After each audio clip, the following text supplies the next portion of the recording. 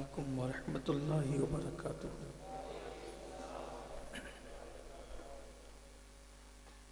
الحمد للہ رب العالمین والعاقبۃ للمتقین والصلاة والسلام علی سید الانبیاء والمرسلین وعلی آلہ واصحابہ الطیبین الطاہرین، اما بعد فاعوذ باللہ من الشیطان الرجیم، بسم اللہ الرحمن الرحیم۔ لقد کان لکم فی رسول اللہ اسوۃ حسنہ، صدق اللہ العظیم۔ غوث اعظم بمنی بے سرو ساما مددے، قبلہ دین مددے، کعبہ ایمان مددے، انتظار کرم تست من عینی رائے خدا جو خدا بینو خدا دا مددے۔ بگرداب بلا افتاد کشتی، ضعیفانو شکستہ رات و پشتی، بحق کے خواجہ عثمان ہارون، مدد کن یا معین الدین چشتی، مدد کن یا معین الدین چشتی، مدد کن یا معین الدین چشتی۔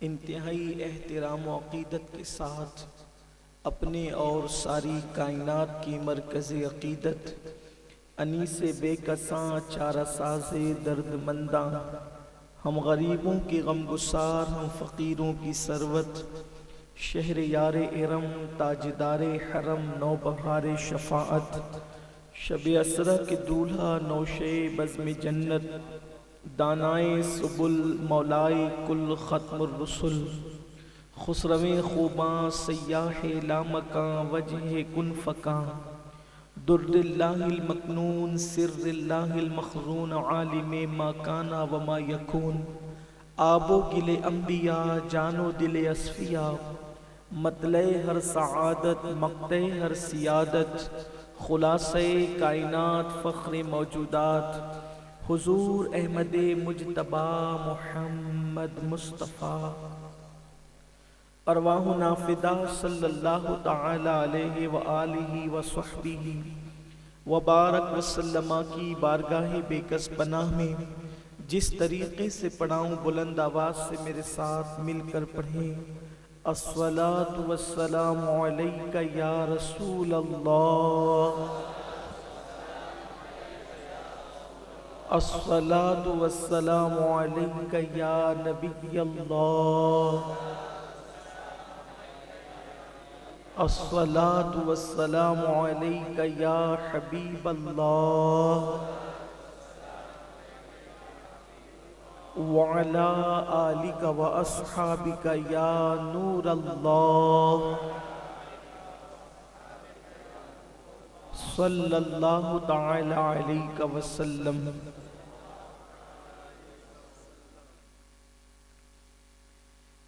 ہے کلام الہی میں شمس الضحیٰ، ہے کلام الہی میں شمس الضحیٰ، تیرے چہرے نور فضا کی قسم، قسم شب تار میں راز یہ تھا کہ حبیب کی زلف دوتا کی قسم، تیرے خلق کو حق نے عظیم کہا، تیری خلق کو حق نے جمیل کیا، کوئی تجھ سا ہوا ہے نہ ہوگا شہا، تیرے خالق حسن و ادا کی قسم۔ یہی کہتی ہے بلبل باغ جناں کہ رضا کی طرح کوئی سحر بیاں نہیں، ہند میں واصف شاہ ہدا، مجھے شوخی طبع رضا کی قسم۔ آج کی یہ محفل ہمارے عزیز القدر جناب نذیر اشرفی صاحب کی والدہ مرحومہ مغفورہ کے چہلم کے موقع پر انعقاد پذیر ہے، اور مجھے یہاں کے احباب نے جس عنوان کے حوالے سے حکم دیا ہے، اسی مناسبت سے قرآن شریف کی، قرآن مقدسہ کی بڑی مشہور و معروف آیہ کریمہ کی تلاوت کرنے کا میں نے شرف حاصل کیا ہے۔ میرا اللہ اس کے متعلق مجھے حق کہنے اور آپ تمامی خواتین و حضرات کو حق سن کر اس پر عمل کرنے اور اسے عام کرنے کی توفیق عطا فرمائے۔ ہر انسان عزت چاہتا ہے، عزت کا متلاشی ہے انسان۔ اگر چھوٹا سا کوئی بچہ بھی ہے تو بچہ بھی رسپیکٹ چاہتا ہے، عزت چاہتا ہے، مرد ہو عورت ہو، حتیٰ کہ آج کل بھیک مانگنے والے بھی عزت چاہتے ہیں۔ یعنی عزت ایک ایسی نعمت ہے، عزت ایک ایسی چیز ہے، عزت ایک ایسا ٹائٹل ہے، عزت ایک ایسا عنوان ہے کہ سب کو عزت چاہیے۔ مومن کو بھی عزت چاہیے، کافر کو بھی عزت چاہیے، چھوٹے کو بھی عزت چاہیے، بڑے کو بھی عزت چاہیے، امیر کو بھی عزت چاہیے، غریب کو بھی عزت چاہیے۔ لیکن عزت ہے کہ وہ کسی قبیلے سے خاص نہیں ہے، عزت ہے وہ کسی سرمایہ دار طبقے سے خاص نہیں ہے۔ کبھی کبھی ایسا ہوتا ہے کہ سرمایہ دار غریب سے کم عزت والا ہوتا ہے اور کبھی کوئی غریب زیادہ عزت کما لیتا ہے، ایسا بھی ہوتا ہے۔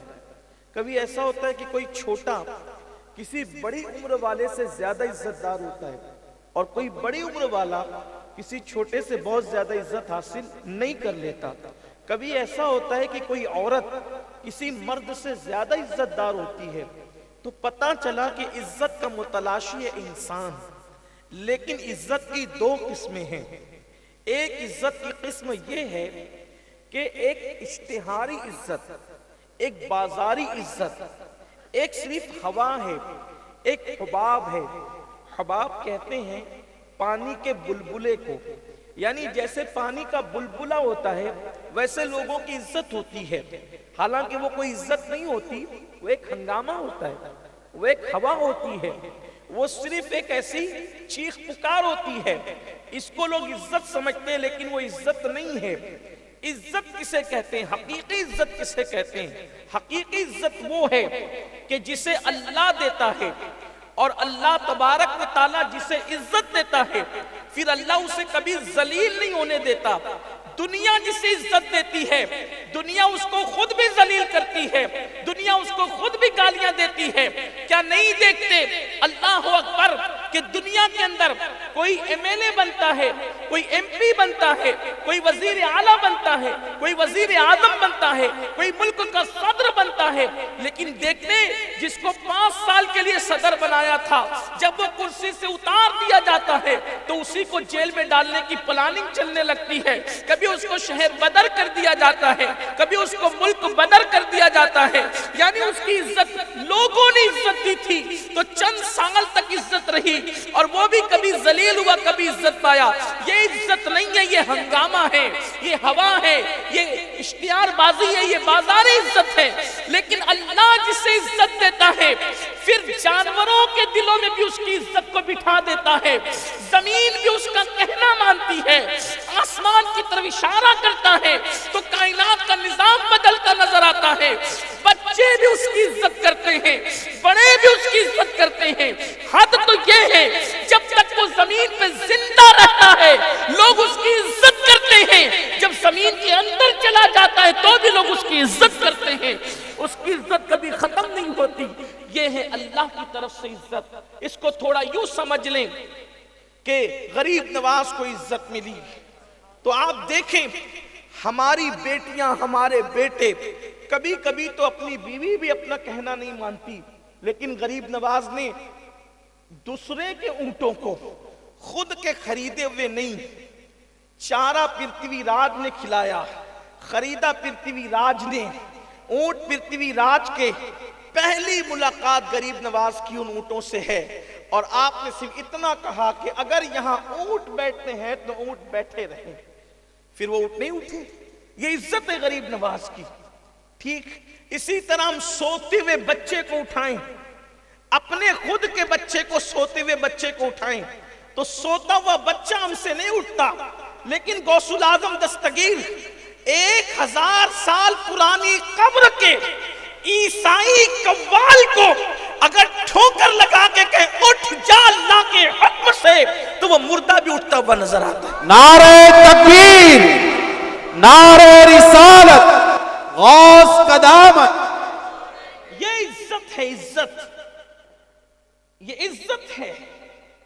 اگر ہم اپنے خود کے آنسوؤں کو کنٹرول کرنا چاہیں، خود کے آنسوؤں پر، تو ہم اپنے خود کے آنسوؤں پہ کنٹرول نہیں کر سکتے۔ لیکن غوث الاعظم دستگیر کو اللہ نے پانی پہ، دریا کے پانی پہ کنٹرول عطا فرمایا کہ ایک دن دریائے دجلہ میں جب وہ سیلاب آیا اور بغداد والے دوڑے دوڑے غوث پاک کے پاس آئے، کہا سرکار جب وہ دجلہ میں سیلاب ہے، آپ اپنا عصا لے کر دریائے دجلہ کے قریب تشریف لے گئے اور دریا میں عصا گاڑ دیا، فرمایا خبردار اس عصا کے اوپر نہ بڑھنا۔ وہ دن سے لے کر آج تک ہے، غوث پاک کو دنیا سے گئے 900 سال بیت چکے ہیں، لیکن غوث پاک نے جو حکم دیا تھا بارش کتنی بھی ہوتی ہے، غوث پاک نے جو قید لگائی تھی آج بھی اس سے زیادہ دجلہ بڑھ نہیں پاتا۔ ہمیں اپنے آنسوؤں پہ کنٹرول نہیں ہے، ہمیں اپنے آنسوؤں پہ اختیار نہیں ہے۔ غوث الاعظم دستگیر کو دریا پر بھی اختیار ہے۔ یہ اللہ کی دی ہوئی عزت ہے۔ اب سمجھ میں اسی کو کہتے ہیں حقیقی عزت۔ یہ عزت کیسی عزت ہے کہ زمین پہ رہیں تو انسان عزت کریں اور قبر میں جائیں تو فرشتے عزت کریں۔ ہاں، لوگ نکیرین سے ڈرتے ہیں، لوگ نکیرین سے ڈرتے ہیں کہ سوال کا جواب کیسے دیں گے، لیکن قدرت جنہیں عزت دیتی ہے نکیرین بھی ان کا احترام کرتے ہیں۔ میرے امام فرماتے ہیں نکیرین کرتے ہیں تعظیم میری، فدا ہو کہ تجھ پہ یہ عزت ملی ہے۔ فرشتے احترام کرتے ہیں جن کو قدرت حقیقی عزت، لیکن یہ عزت ملتی کیسے ہے؟ عزت سب کو چاہیے، اس کا کوئی ضابطہ ہے، عزت ملتی کیسے ہے؟ تو ایک آسان سی بات، جو قدرت کی نگاہ میں آ جاتا ہے، جو قدرت کی نگاہ میں آ جاتا ہے قدرت اس کو عزت دیتی ہے۔ یوں تو اس کی نگاہ میں سبھی ہے، لیکن جسے قدرت کو جس پہ پیار آ جائے، قدرت کو جس پر، قدرت جسے پیار کی نظر سے ایک بار دیکھ لے، پھر کیا ہوتا ہے اس کو قدرت پھر بہت نواز دیتی۔ دیکھتی تو قدرت سبھی کو ہے، لیکن پیار سے دیکھنے کی بات۔ اب وہ پیار سے کیسے دیکھے، اس کے لیے ہمیں ہی کچھ کرنا پڑتا ہے۔ اللہ ہمیں پیار سے دیکھے اس کے لیے ہمیں کچھ کرنا پڑتا ہے۔ آسان سی چیز دیکھو، ایک مثال کے ذریعے سے سمجھو، اس لیے کہ میں ایک کمرے میں بیٹھا ہوا تھا، کچھ احباب میرے پاس بیٹھے ہوئے تھے، تو میں نے ایک شعر پڑھا تو کچھ احباب نے کہا تو یہ ہمارے سر کے اوپر سے جاتا ہے، تو پھر مجھے احساس ہوا کہ میں ایسی بات کروں کہ جو آج سر پر سے نہ جائے۔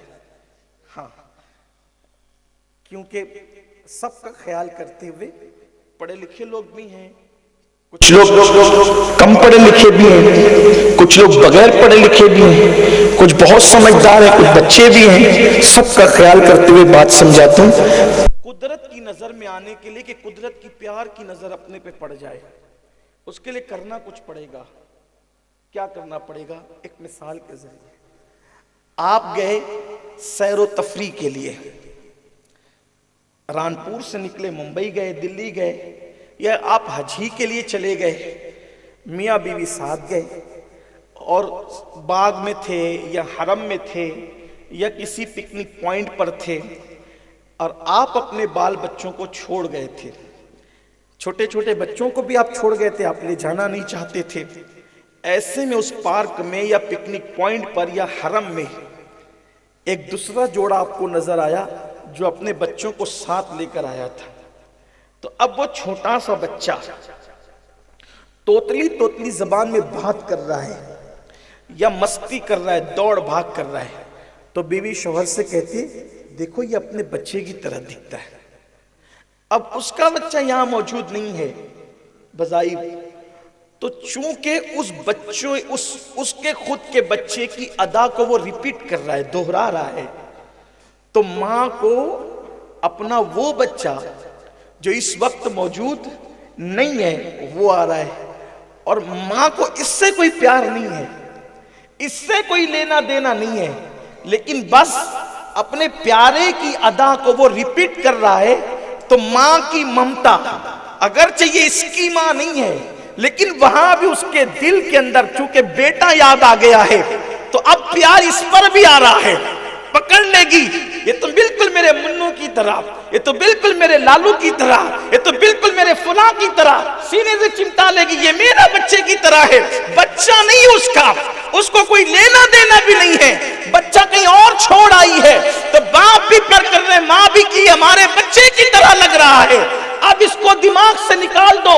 ملانے کے لیے نہیں کہا، صرف سمجھانے کے لیے. اللہ نے محبوب کو ساری ادائیں دے کر کے بھیجا.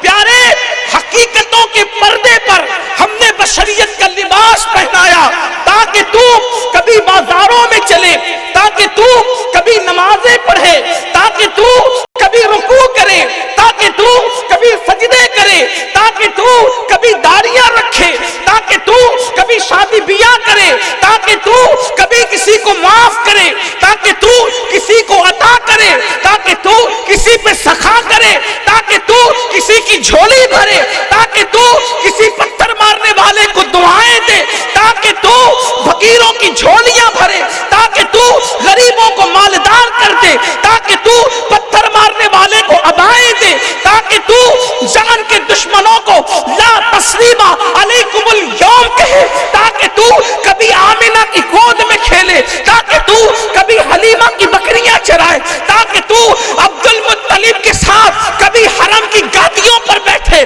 تاکہ تو ابو طالب کے گھر کو کبھی روشن کرے، تاکہ تو اللہ اکبر انسانوں کو شعور انسانیت عطا کرے. اور پھر ایک وقت مکمل ہو جائے تو ہم کہ پیارے اب رفیق اعلیٰ کی طرف آ جا، اب ہماری طرف آ جا. پھر قدرت اپنے جلوہ خاص میں اس محبوب کو بلا لے. اب بلانے کے بعد قدرت کو اللہ اکبر گویا کہ ہم سے کیا، وہ تو بے نیاز ہے، ہم سے کیا، وہ تو بے نیاز ہے، ہم سے رشتہ کیا، اللہ اکبر اس کی شان ہے. لم یلد ولم یولد، اللہ اللہ وہ بے نیاز ہے. اگر وہ بے نیازی کی شان کا اظہار کرے تو جناب موسیٰ کو بھی 9 مرتبہ ربی ارنی کہنے کے بعد لن ترانی کا جواب دیتے ہیں. اللہ اکبر اگر شان بے نیازی کا اظہار کرے تو جناب داؤد کو برسوں رونے کے بعد کہتے ہیں رونا تو یاد رہا، اپنی لغزش پیغمبرانہ کیسے بھول گئے. اگر شان بے نیازی پر آتے ہیں تو جس کو جنت میں بناتے ہیں ایک لغزش پیغمبرانہ پر اسی آدم کو جنت سے باہر بھی کر دیتے ہیں. شان بے نیازی پر آتے ہیں تو 200 سال تک رونے والے آدم کی دعا پر کوئی جواب نہیں دیتے. شان بے نیازی کا حال یہ ہے، جب اتنے مقربین کے ساتھ یہ حال ہے تو میری اور آپ کے ساتھ کیا ہونا ہے؟ ہماری اوقات کیا، ہماری حیثیت کیا؟ ہم تو یہی کہیں ہم کس کھیت کی مولی ہے. جب 200 سال تک آدم کو جواب نہ دیا، 10 سال تک کے یوسف علیہ السلام کو جواب نہ دیا تو میری اور آپ کی کوئی اوقات ہے؟ ادھر پکارے یا اللہ ادھر جواب آ جائے. جب نبی کو وہ نبی کو ابو البشر کو 200 سال تک کوئی جواب نہیں دیتے تو ہم کیا سوچتے ہیں ہمیں فوراً جواب آئے گا. اب کرنا کیا ہے؟ جب بڑے بڑوں کا پتا وہاں پانی ہوتا ہے، معصوموں کا وہاں پر یہ حال ہے تو میری اور آپ کی اوقات کیا؟ اب اس کے لیے کرنا یہ ہوتا ہے کہ وہ ادائیں اختیار کریں، وہ ادائیں اختیار کریں جو محبوب میں ہوں، تاکہ محبوب کی اداؤں کو ادا کرنے کے بعد قدرت پکار اٹھے یہ تو داڑھی رکھ کر بالکل میرے پیارے کی طرح لگتا ہے، یہ تو معاف کر کر بالکل میرے پیارے کی طرح لگتا ہے، یہ تو عطا کر کر بالکل میرے پیارے کی طرح لگتا ہے. تو گویا کہ ہم سے کیا لیکن وہ پیارے سے جو پیار کیا ہے سب سے زیادہ. تو جب اللہ اکبر بلا تمثیل جیسے پکنک پوائنٹ پر ایک کسی دوسرے کا بچہ خود کے بچے کی اداؤں کو ریپیٹ کرتا ہے تو ماں کی ممتا میں جوش آتا ہے. بلا تمثیل جب یہ گنہگار محبوب کی اداؤں کو ریپیٹ کرتے ہیں تو قدرت کے دریائے کرم میں جوش آتا ہے اور پھر کہتے ہیں تم سے کوئی پیار تھا یا نہ تھا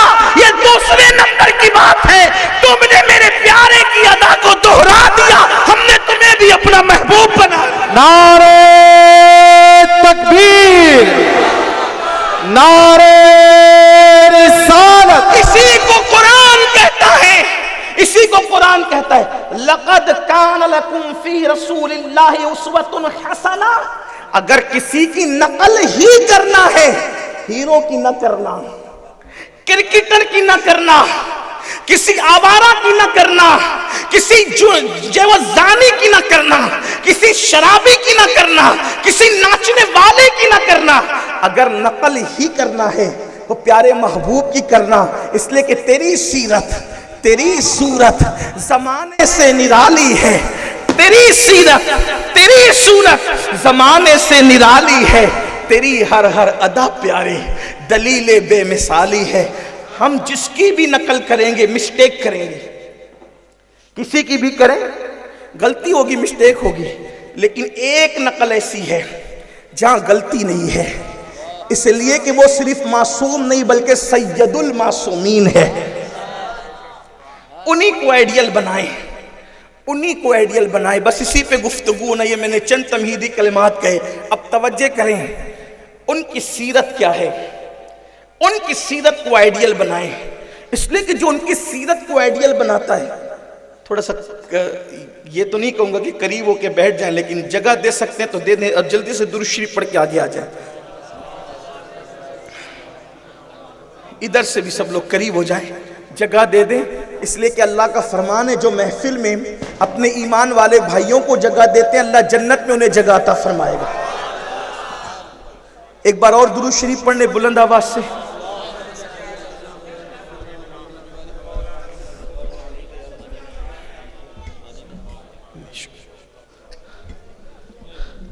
اگر سب بیٹھ گئے تو ایک بار بلند آواز سے درود شریف سنا دے تاکہ پتہ چل جائے کہ ہم سب اطمینان سے بیٹھ چکے۔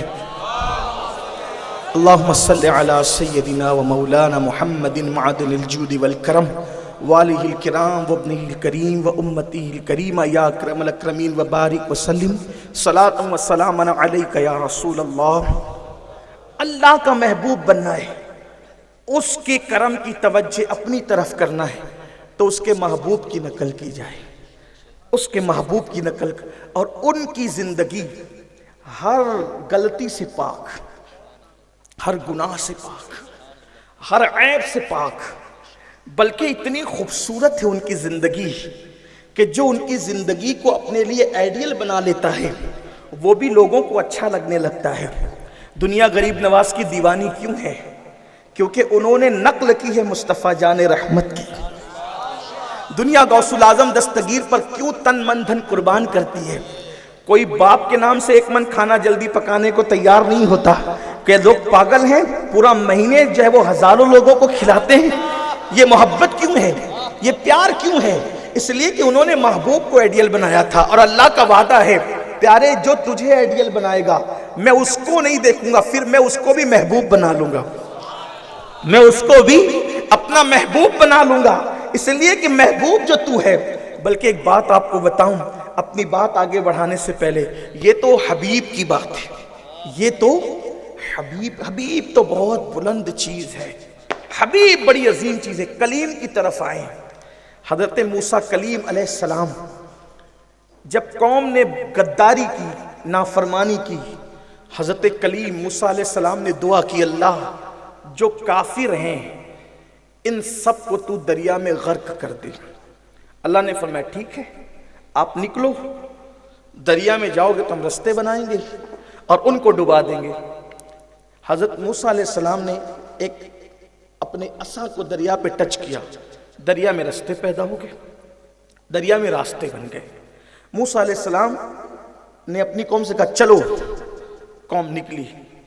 ایک بات یہ بھی ہے کہ موسیٰ علیہ السلام کی قوم ایمان لانے کے بعد بھی بات بات پر موسیٰ علیہ السلام سے بحث و تکرار کرتی، ایمان لانے کے بعد۔ جب موسیٰ علیہ السلام نے دریا کا پر عصا مارا، رستہ بن گیا، تو ان کے 12 قبیلے تھے اور ایک رستہ نہیں بنا، 12 رستے بنے، ہر قبیلے کا الگ رستہ۔ وہ سب چلنے لگے تو ان کو شک ہوا کہ ہم تو جا رہے دریا میں، وہ قبیلے کا کیا؟ انہوں نے کہا کہ حضرت وہ ہمیں دکھنا چاہیے اور باتیں بھی ہونی چاہیے. تو موسیٰ علیہ السلام نے دوسری بار عصا کو ٹچ کیا. چونکہ جب دریا پھٹا نا تو ایسے نہیں پھٹا بلکہ پانی کی لہریں دیوار بن گئی تھی. پانی کی لہریں دیوار بن گئی تھی.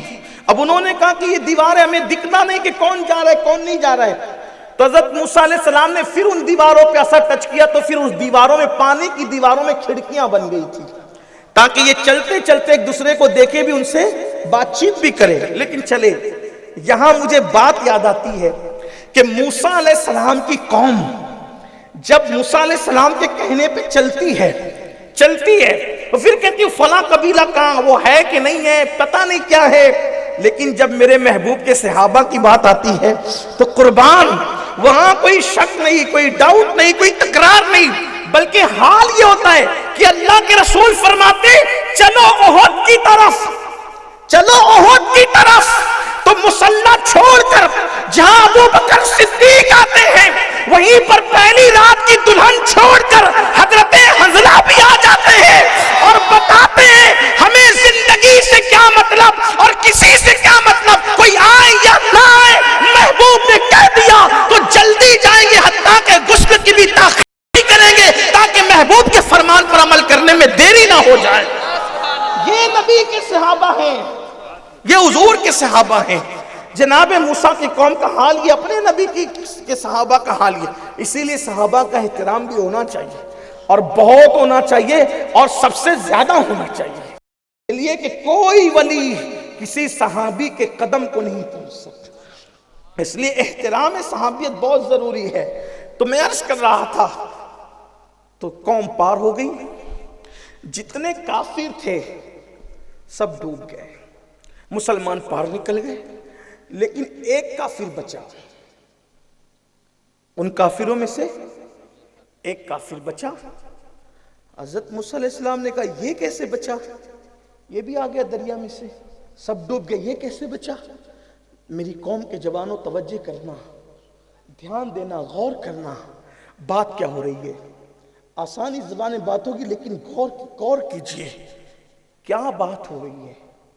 کافر ہے اور وہ بھی چھوٹا موٹا کافر نہیں, موسیٰ علیہ السلام کو دکھ دیتا ہے, آپ کا مذاق اڑاتا ہے, مسخرہ پن کرتا ہے. حضرت موسیٰ علیہ السلام نے کہا سب مر گئے, سب ڈوب گئے, ان کا سردار فرعون بھی تک ڈوب گیا, یہ کیسے بچا.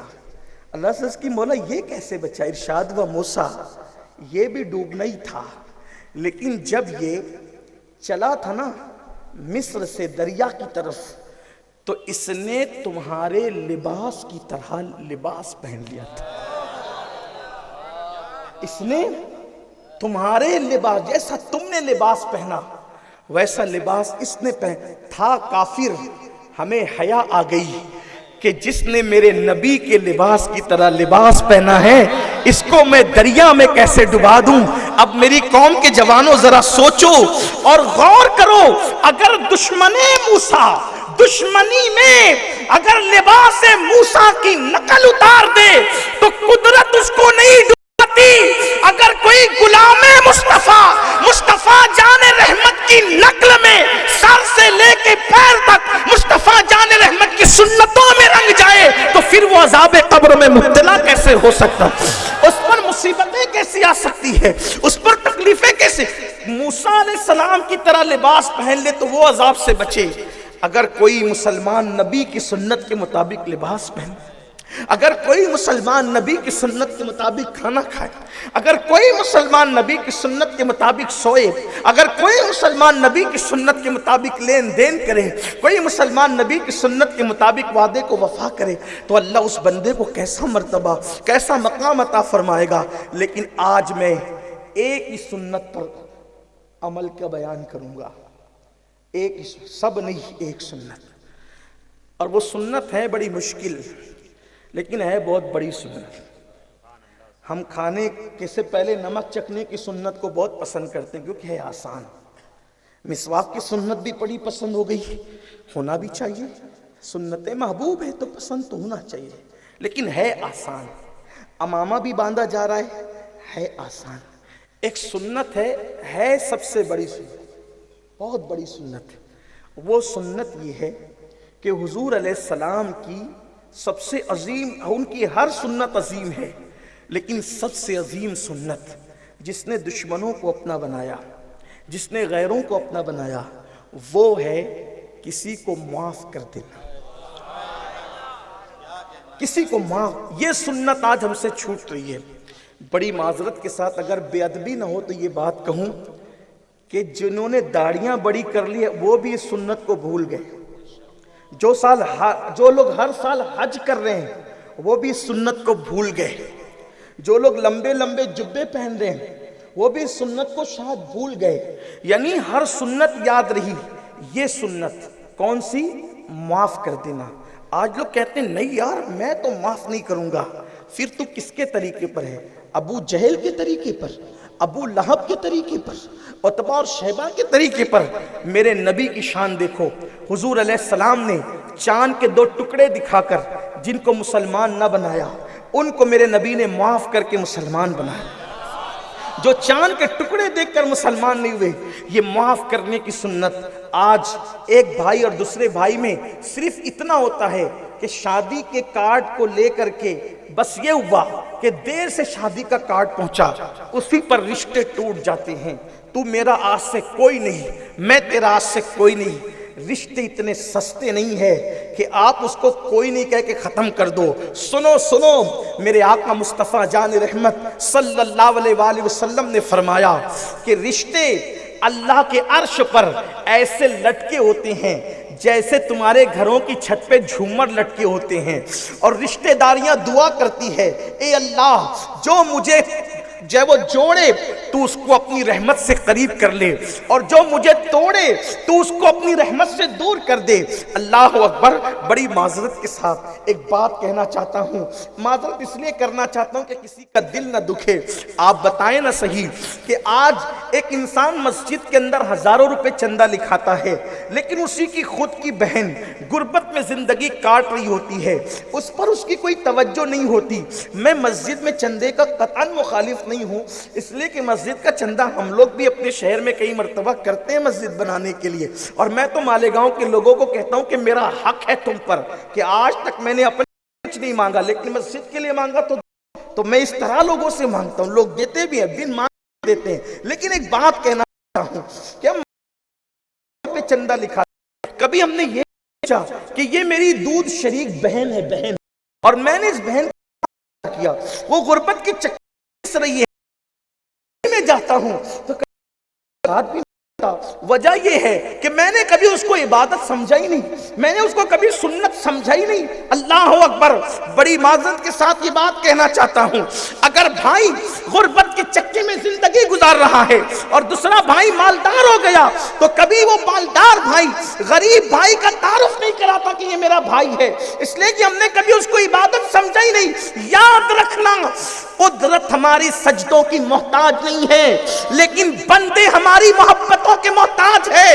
اور قدرت کے اگر سجدوں کے لیے پیدا ہوئے ہو، یہ تصور کرتے ہو کہ صرف سجدوں کے لیے پیدا ہوئے ہو، سجدے تو ہماری پیدائش سے پہلے سے ہو رہے تھے اور ہمارے مرنے کے بعد بھی سجدے ہوتے رہیں گے۔ اور واللہ قدرت نے سب سے پہلے نور محمدی کو پیدا کیا، اور اس نور محمدی نے ایسا سجدہ کرا کہ ان جیسا سجدہ نہ جبریل کر سکتے ہیں، نہ میکائیل کر سکتے ہیں، نہ اسرائیل کر سکتے ہیں، نہ اسرافیل کر سکتے ہیں۔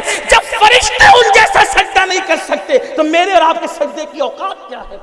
میرے نبی کا ایک سجدہ اس دنیا میں آنے سے پہلے 70,000 سال کا تھا، اور یہ 70,000 سال میں یہ اپنے 70,000 سال نہیں، 50,000 سال کا ایک دن، اس حساب سے 70,000 سال کا ان کا ایک سجدہ تھا۔ قدرت کو تو محبوب نے یوں سجدے کیے، اب اس جیسا سجدہ کوئی کر ہی نہیں سکتا۔ تو قدرت سجدوں کی محتاج نہیں ہے، لیکن بندے پیار کے محتاج ہیں۔ اس لیے اللہ نے ہمیں سجدہ تو ہم کرتے کریں گے، نماز سے چھٹی نہیں ہے، نماز فرض ہے، لیکن نماز قبول اسی کی ہے جو اس سنت پر عمل کرتا ہے، پیار دیتا ہے، محبت دیتا ہے۔ اسی لیے تو اقبال کہتے ہیں نا، درد دل کے واسطے پیدا کیا انسان کو، ورنہ عبادت کے لیے کچھ کم نہ تھے کرنوں بیاں، فرشتے بہت تھے عبادت کے لیے، ہمیں تو اللہ نے پیار کے لیے پیدا کیا۔ کیا پیار ہے؟ بہنوں سے وہ پیار، باپ سے وہ پیار، بھائی سے وہ پیار۔ آؤ حضور کی سیرت میں پڑھیں کہ بہن سے حضور کا تعلق کیسا تھا، حضور کا تعلق ان کی بہن سے کیسا تھا۔ پہلی بات تو یہ کہ حضور کی کوئی سگی اور حقیقی بہن نہیں تھی۔ ابھی ماں کے شکم میں حضور صرف 2 مہینے کی حمل کی شکل میں تھے کہ اللہ نے ان کے والد کا سایہ ان کے سر سے اٹھا لیا۔ پہلے ہی دن، جس دن نکاح ہوا تھا والدین کا، میرے نبی کی امی کا، میرے نبی کے ابو کا، اسی دن نور مصطفیٰ حضرت عبداللہ کی پیشانی سے حضرت آمینہ کے شکم میں پہلی رات میں آ گیا تھا، اور پھر 2 مہینے کے بعد آپ کا وصال ہو گیا۔ وجہ بہت سی حکمتیں تھیں۔ پیارے محبوب جس پیٹ میں، اب توجہ کریں، کوئی کچھ نہیں کہے گا، اب حضور کا ذکر ہو رہا ہے، اب جس کو جگہ ملے تو ٹھیک، نہیں ملے تو کوئی بات نہیں، توجہ صرف اس طرف، ذکر محبوب ہو رہا ہے۔ میں لوگوں کو اکثر کہتا ہوں کہ وہ ذکر ہے، جب یہ ذکر ہوتا ہے تو فرشتے بھی ادب سے ہو جاتے ہیں۔ یہ وہ ذکر ہے جس میں ادب سے سننے پر تقدیریں بدل جاتی ہیں۔ یہ وہ ذکر ہے جس کو ادب سے سننے پر مرادیں پوری، بن مانگے مرادیں پوری ہوتی ہیں، کیونکہ یہ وہ نام ہے، یہ نام کوئی کام بگڑنے نہیں دیتا، بگڑے بھی بنا دیتا ہے، سب نام محمد۔ جب یونس علیہ السلام مچھلی کے پیٹ میں جاتے تو یہی نام لیتے تو مچھلی کے پیٹ سے نجات مل جاتی ہے۔ نوح علیہ السلام کی کشتی ہچکولے کھاتی ہے، نوح علیہ السلام یہی نام لیتے ہیں تو ان کی کشتی کو کنارہ مل جاتا ہے۔ اللہ نے ایسا نبی اپنے کو دیا۔ اب سب خاموش، اگر سن سکتے ہیں تو خاموشی سے سنیں۔ حضور کا ذکر ہے، بڑی ہستی کا ذکر ہے، جہاں جبریل بھی پروں کو سمیٹ کر آتے ہیں، اس ہستی کا ذکر ہے جہاں صدیق اکبر منہ میں پتھر رکھ کر آتے ہیں تاکہ آواز بلند نہ ہو جائے۔ اور یاد رکھنا، جب ان کے نام کی محفل سجتی ہے، ایسے نہیں سجتی، جب وہ کبھی اپنی قبر انور میں ہمیں یاد کرتے ہیں تو پھر ہمیں ان کے نام کی محفل سجانے کی توفیق ملتی ہے۔ یہ محفلیں ایسے نہیں سجتی، اور یہ میں کوئی کہانی قصہ نہیں کہہ رہا ہوں، واللہ جب وہ ہمیں یاد کرتے تب وہ ہمیں یاد آتے ہیں، ایسے ہی وہ یاد نہیں آتے، اور جس کو یاد آتے پھر وہ مقدر کا سکندر ہو جاتا ہے۔ اس لیے تھوڑی دیر خیر سے سن لو، کیونکہ اس کا ذکر ہو رہا ہے جس کے ذکر کے لیے قرآن نازل کیا گیا ہے، اس کا ذکر ہو رہا ہے جس کے ذکر کے لیے سورتوں کو اتارا گیا ہے، بلکہ اس کا ذکر ہو رہا ہے جس کے ذکر کے لیے آدم سے لے کے عیسیٰ تک تمام انبیاء کو زمین پہ بھیجا گیا ہے۔ رسول انہی کا تو مژدہ سنانے آئے ہیں، انہی کی آنے کی دھومیں مچانے آئے ہیں۔ سارے انبیاء ان کا ذکر کرنے کے لیے آئے، یہ اپنے نبی کی شان ہے۔ اب ان کا ذکر ہو رہا ہے، توجہ سے سنیں۔ عرض کر رہا تھا کہ حضور کے والد صاحب، ابھی میرے آقا 2 مہینے ماں کے شکم میں تھے اور وصال ہو گیا ان کے والد صاحب کا۔ بس 18-19 کچھ سال کی عمر تھی، داڑھی کے بال بھی ابھی پورے نکل نہیں پائے تھے، وہ بال ابھی پک رہے تھے، روحیں جس کو کہتے ہیں نا، وہ داڑھی میں تبدیل ہو رہے تھے، داڑھی بھی نہیں نکلی تھی اور آپ کا وصال ہو گیا۔ بہت خوبصورت تھے میرے نبی کے ابو جان، اتنے خوبصورت تھے کہ جب گلی میں چلتے تھے تو مکے کی عورتیں اپنے دروازوں پہ کھڑے ہو کر جھانک کر ان کو دیکھتی تھی۔ اتنے خوبصورت تھے کہ جس دن حضرت آمینہ کے ساتھ ان کا نکاح ہوا، غم سے مکے کی کئی 100 کنواری لڑکیاں مر گئی کہ ان کا نکاح ہمارے ساتھ کیوں نہیں ہوا۔ یہ میرے نبی کے ابو جان کا حسن ہے، ایسے تھے نبی کے ابو جان، میرے نبی کے والد ایسے تھے۔ لڑکیاں مر گئی اس غم میں کہ آمینہ ان کے نکاح میں ہوئی اور ہمیں یہ شرف نہیں ملا۔ اور جب وہ اللہ اکبر جنگل میں شکار کے لیے جاتے تھے تو شکاری جب شکار کرتا ہے تو اس سے جانور بھاگتا ہے، لیکن نبی کے ابو جان کی شان یہ تھی کہ جب وہ شکار کی طرف نظر کرتے تو شکار ان کی طرف چل کر آتا تھا۔ یہ شان ہے میرے نبی کے ابو جان کی۔ کبھی عنوان یہ ہو تو بات کی جائے، لیکن عنوان وہ نہیں۔ تو اللہ نے محبوب کے والد بزرگوار کو جلدی سے دنیا سے اٹھا لیا۔ کیوں؟ اس لیے کہ ابو رہیں گے تو پھر جس شکم میں محبوب رہا اس میں کوئی اور بھی آئے گا۔ پیارے، جس شکم میں تجھے رکھا اب اس میں کسی کو نہیں رکھیں گے، اس لیے کہ تیری شان یکتائی ایسی ہے، جہاں تو رہے گا وہاں کوئی نہیں رہے گا۔ جس کو تو ماں کہے گا، جس کو تو ماں کہے گا، تنہا تو اسی کو ماں کہے گا۔ تیری برابری میں پھر اسے ماں کہہ کر کوئی پکار نہیں سکتا. اس لیے کہ جب دو بھائیوں میں جھگڑا ہوتا ہے تو بچے کیا کہتے ہیں؟ چھوڑ یار، تجھ میں مجھ میں فرق کیا ہے؟ جس ماں کے پیٹ میں تو رہا اسی ماں کے پیٹ میں میں رہا، جس ماں کا دودھ تو نے پیا اسی ماں کا دودھ میں نے پیا. اس لیے زیادہ تکبر نہ کر، گھمنڈ نہ کر. قدرت نے کہا باپ ہی نہیں رکھوں گا تاکہ تیری ماں کو پھر کوئی اولاد نہ ہو اور کوئی برابری کا دعویٰ نہ کرے. پیارے تیرا سایہ پیدا نہیں کروں گا، ثانی تو دور کی بات ہے. یہی منظور تھا قدرت کو کہ سایہ نہ بنے. ایسے یکتا کے لیے ایسی ہی یکتائی، ایسے یکتا کے لیے، ایسے یکتا کے لیے. توجہ کریں، جب قدرت نے ان کا حقیقی بھائی ہونا گوارا نہیں، اگر سال کے بعد کوئی مولوی کہ نبی ہمارے بھائی تھے تو ذرا اس کو شرم کرنا چاہیے. قدرت وہ کو بھائی کہلوانا گوارا نہیں ہوا. یہ کہ پیارے تو سب کا آقا ہوگا اور سب تیرے غلام ہوگے، کوئی تجھے بھائی. بلکہ جو چچا کے بیٹے بھائی تھے انہوں نے بھی کبھی بھائی نہیں کہا.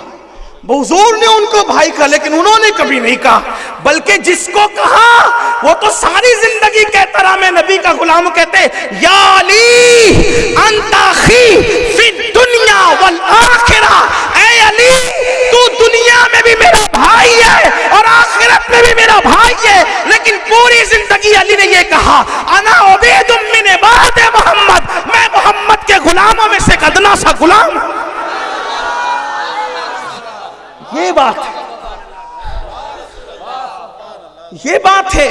تو بات دور نکلتی جا رہی. میں یہ کہہ رہا تھا کہ حضور کا بہن کے ساتھ، کہ ان کی کوئی حقیقی بہن نہیں تھی لیکن ایک خوش نصیب بہن تھی جس کی ماں سے حضور نے دودھ پیا تھا. یعنی وہ سگی بہن، وہ رضائی بہن تھی جس کو کہتے ہیں دودھ شریک بہن. یعنی جس ماں کا دودھ میرے آقا نے پیا اسی ماں کا دودھ اس بہن نے بھی پیا.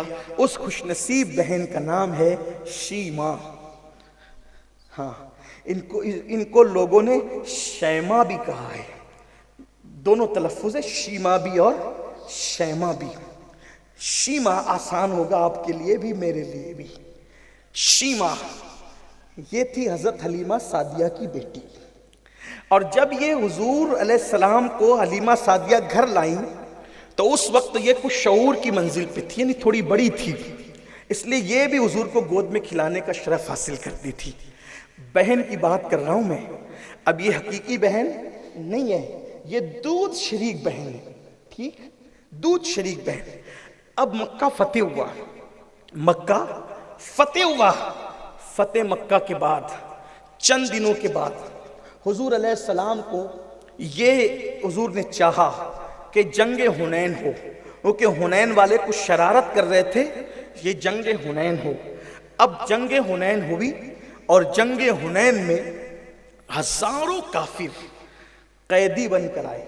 بلکہ مورخین نے، سیرت نگاروں نے ان کی تعداد 20,000 لکھی ہے.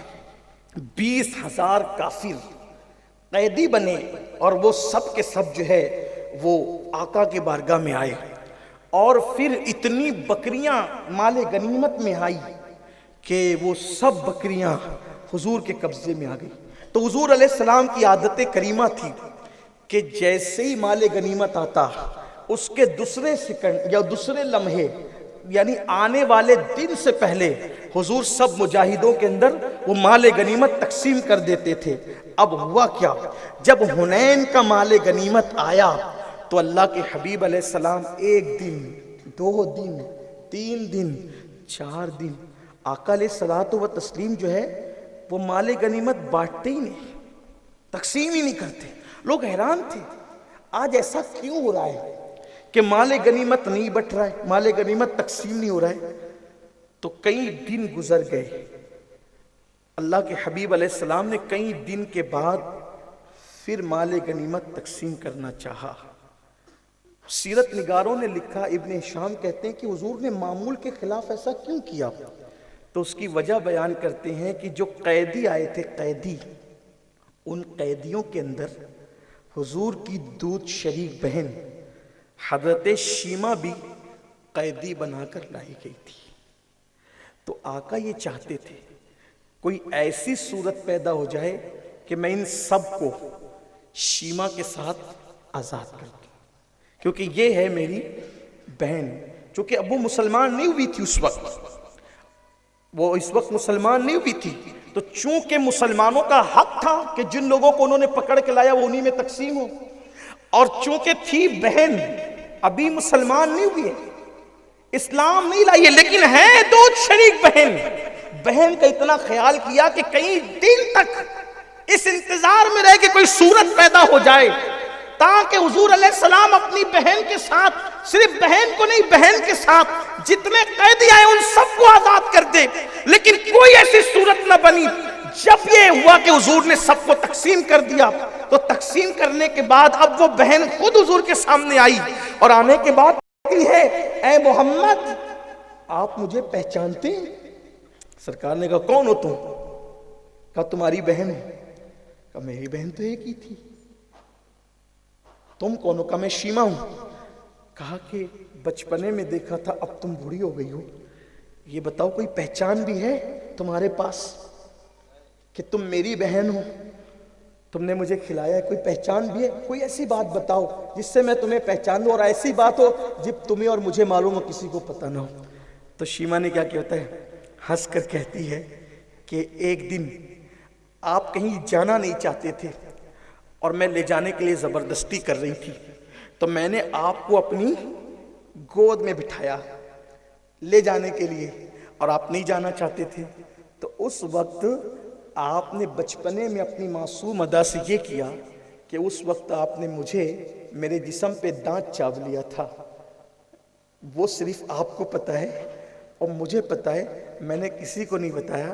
آپ نے مجھے اس وقت دانت لگائے تھے میرے جسم پہ. حضور علیہ السلام کی آنکھوں میں آنسو آ گئے، اور آنسو آئے. سرکار نے فرمایا تم واقعی میری بہن ہو. اور پھر سرکار نے صحابہ کو جمع کیا. آقا فرماتے ہیں میں تمہارے درمیان غلام اور کنیزیں تقسیم کر چکا ہوں، لیکن میری خاطر کیا تم ان سب غلاموں کو چھوڑ سکتے ہو؟ کیونکہ وہ میری بہن کے ساتھ قیدی بن کر آئے ہیں، تو میں ان سب کو آزاد کرانا چاہتا ہوں. سرکار نے فرمایا اگر یوں ہی چھوڑ سکتے ہو میرے لیے تو چھوڑ دو، اور اگر نہیں چھوڑ سکتے میرے لیے تو وہ غلام مجھے بطور قرض بیچ دو، میں تم سے ان کو خرید کر آزاد کر دوں گا، اور پھر جب میرے پاس پیسے آئیں گے تو پھر میں ایسے غلام واپس سے تمہیں لوٹا دوں گا. صرف بات اتنی ہے کہ یہ کام کرنے سے میری بہن کے دل کو خوشی ہو جائے گی، اور اس کے ساتھ جو لوگ آئے ہیں میں ان سب کو آزاد کرنا چاہتا ہوں. اس کے بعد یہ چیز جب شیما نے دیکھا تو کہا کہ بچپنے میں تو میں نے بہت سی چیزیں دیکھ کے متاثر ہوئی تھی، اب مجھے بھی کلمہ پڑھائیں، اسلام میں داخل کر لیں، میں بھی مسلمان ہونا چاہتی ہوں. اور پھر وہ مسلمان ہو گئی. اور سرکار نے فرمایا اگر چاہو تو میرے ساتھ مدینے چلو، وہاں رہنا، اور چاہو تو اپنے گھر چلی جاؤ. کہ نہیں یا رسول اللہ میں اپنے گھر جانا چاہتی ہوں. صرف ایک بہن کی خاطر حضور علیہ السلام نے 20,000 کافر غلاموں کو آزاد فرما دی. یہ رشتہ بہن کا حضور نے نبھایا. آج اگر بہن ہمارے یہاں صرف ایک دن یا بچوں کی چھٹیوں کے دن آ جاتی ہے ہم ٹینشن میں آ جاتے ہیں، انہیں کھلائے گا کون؟ یہ سنتیں ہم سے چھوٹ رہی ہیں. آپ دیکھیں ابھی میں نے عرض کیا کہ معاف کرنے کی سنت، معاف کرنے کی سنت. ایک روایت اس پر پڑھنا چاہتا ہوں.